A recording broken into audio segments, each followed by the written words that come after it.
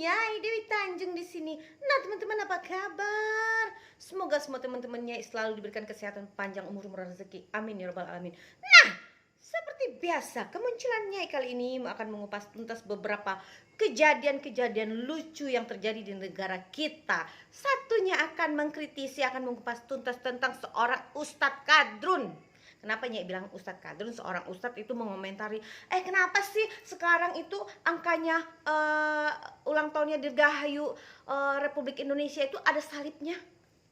Ada salibnya, dia bilang ada salibnya. Yang namanya kesenian, namanya itu seni, seni bentuk, seni lukis, seni apapun itu tidak tergantung dengan agama, bos. Otak Anda cerdas dikit, bos, ya.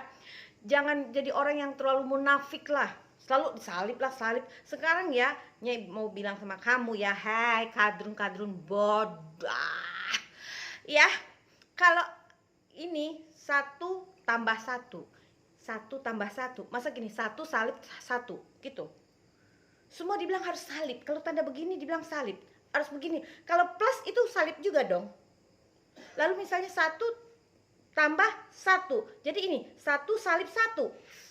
Kadrun emang bodoh. Yang namanya bentuk itu belum tentu salib. Kalau salib itu yang dipajang di rumah-rumah orang yang non muslim, orang-orang Kristen itu salib. Kalau misalnya ada di ininya seni kreativitas di kesenian di itunya kemarin di Dirgahayu RI kita yang ke-75, itu ada sebentuk kayak kotak-kotak lalu membentuk kayak itu dibilang salib, itu tandanya bodoh. Jadi hanya kadrun-kadrun bodoh yang mengartikan itu adalah salib. Paham ya? Nah, lalu Nyai mau mengomentari tentang sekelompok manusia-manusia buangan ya, yang Nyai anggap itu adalah sampah-sampah di negara ini. Kenapa Nyai bilang itu mereka sampah? Memang mereka sampah ya, dan mereka memang harus dibuang kepada tempatnya, yaitu di tempat para kadrun yang bodoh. Nah, lalu kelompok-kelompok buangan ini, kelompok-kelompok sakit hati, pembenci Jokowi, kelompok pecatan ya, mau dipecat dari komisaris kek, mau dipecat dari menteri kek, mau dipecat dari manapun, ini kelompok sakit hati ya. Jadi jiwanya sakit. Orang-orang pembenci iri dengki ini adalah punya jiwa yang sakit, berarti iri dengki. Lalu kelompok ini ya, kelompok manusia-manusia nggak jelas ini ya, anggap adalah sampah-sampah ya. Sampah, buanglah sampah pada tempatnya. Berarti kelompok ini harusnya dibuanglah sampah-sampah ini pada tempatnya. Lalu manusia-manusia nggak jelas ini, manusia-manusia pecatan ini membuat sebuah kelompok ya. Nyai males nyebut nama manusia ini, tapi perlu Nyai kasih clue satu. Ada waktu itu Nyai lagi ada ketemu saudara Nyai di sebuah hotel di daerah Slipi. Ini dia kalau Nyai sih jujur pertama nggak kenal sama manusia ini. Ternyata begitu udah heboh-heboh dia dipecat jadi komisaris. Oh iya, bapak itu ternyata pantesan waktu itu saudara Nyai bilang, itu bukannya si A.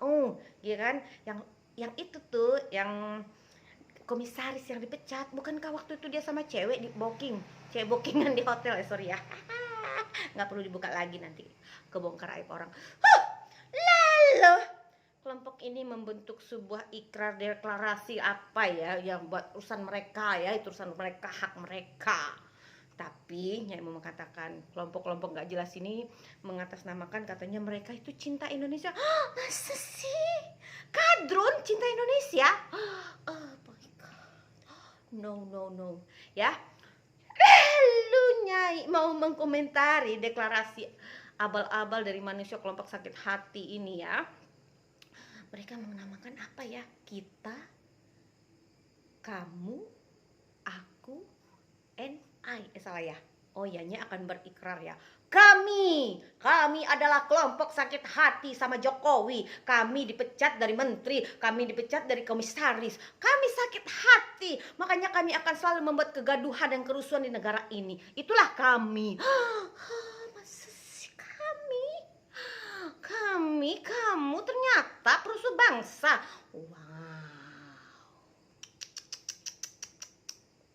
Memang manusia-manusia nggak jelas ini memang ya nggak usah didengerin lah ya. Mereka memang orang-orang yang mau cari panggung, Kenapa? Sebenarnya tujuan mereka adalah mau cari duit dan kekuasaan. Nggak ada lebih dari itu. Mereka tuh karena udah kelaparan. Ya, kadrun lapar ini haus kekuasaan, haus jabatan. Begitu dipecat ya jadi menteri atau dipecat jadi komisaris, sakit hati sama Jokowi, langsung nyerang-nyerang Jokowi. Itu kadrun dan bergabung jadi kadrun. Ya kami masa bodoh ya. Kami adalah orang-orang buangan. Kami adalah orang-orang pecatan. Kami adalah orang-orang sakit hati sama Jokowi. Kasihan deh kami. Hah? Kami orang-orang buangan. Kami adalah orang-orang yang mau bikin kegaduhan di negara ini. Fakta. Ini kelompok-kelompok, ada manusia fiksi di dalamnya, ada juga siapa tuh yang kecil-kecil yang kemarin dilaporin ke polisi, diketakutan tuh dia bawa berapa pengacara yang mau bela dia, ternyata semua kadrun ya, kadrun sakit hati, sakit jiwanya tuh udah sakit banget liatin Jokowi karena mereka tidak bisa berbuat seenak-enaknya, mereka nggak bisa cari uang karena selama Jokowi masih jadi presiden mereka nggak bisa cari uang, makanya mereka sakit, jiwa mereka sakit, otak mereka sakit, hati mereka sakit. Itulah kami. Ya, oke teman-teman. Nyai mau mengatakan satu lagi. Nyai itu kenapa ya kalau Nyai lewat di jalan-jalan itu di tiap perapatan, pertigaan, Nyai selalu melihat fotonya Rizik Sihab. Itu pertanyaan Nyai, itu foto itu fungsinya apa?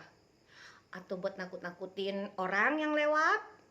Atau foto itu sebagai penghuni perapatan dan pertigaan? Lalu si Rizik itu siapa? Lalu katanya PA 212 tuh bilang Rizik itu jauh lebih mulia karena dia menyelamatkan umat. Umat mana yang diselamatin sama Rizik? Dia aja nggak bisa nyelamatin diri dia sendiri, apalagi mau menyelamatkan umat. Hello, kalian belajar agama yang benar ya. Jangan pernah terpengaruh oleh omongan-omongan yang menyesatkan. Kenapa? Segala perbuatan kita, amal kebaikan, amal dosa kita ditanggung oleh diri kita sendiri, bukan ditanggung oleh Habib, bukan ditanggung oleh ulama, bukan ditanggung oleh ustadz. Jadi kita nggak usahlah terlalu mendewa-dewakan, membangga-banggakan mereka. Kalau menghormati lalu kalau kita ajarannya benar kita ikuti, tapi kalau ajarannya salah ngapain kita ikuti? Ya, jadi makanya Nyai bilang sama kalian ya, belajarlah agama yang baik dan benar. Oke? Dah.